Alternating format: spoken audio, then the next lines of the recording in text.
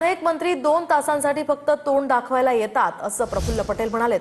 चिंतन शिबिरात प्रफुल्ल पटेलांनी मंत्र्यांचे हे कान टोचलेत। पालकमंत्र्यांनी फक्त झेंडावंदनासाठी येऊ नये, शिवाय चुका होत असल्यास दुरुस्त कराव्यात, नाहीतर मंत्र्यांना खुर्ची खाली करावी लागेल असा इशारा या ठिकाणी अजित पवारांनी सुद्धा दिलाय। अनेक आमचे मंत्री येतात, मी कोणाच्याबद्दल काही विशेष काय सांगू इच्छित नाही, पण पर्यटनसाठी मेहरबानी करून येऊ नये।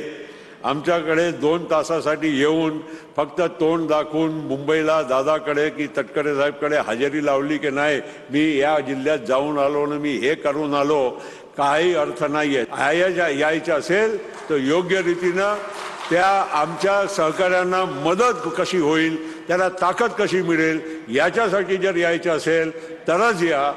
पण पालकमंत्र्यांनी 15 ऑगस्ट 26 जानेवारी आणि 1 मेचा झेंडावंदन करण्यासाठी येऊ नये। त्याच्या झेंडावंदन कलेक्टरनी केलं तरी आम्हाला चालेल। मी आज निर्वाणीचा सांगतो, जर पक्षाच्या पेक्षा मंत्री महोदयांना काहींना इतर कामं जास्त असतील तर ते पद आपण मोकळं करूया आणि दुसऱ्याला कोणाला देऊया, म्हणजे तरी कळेल।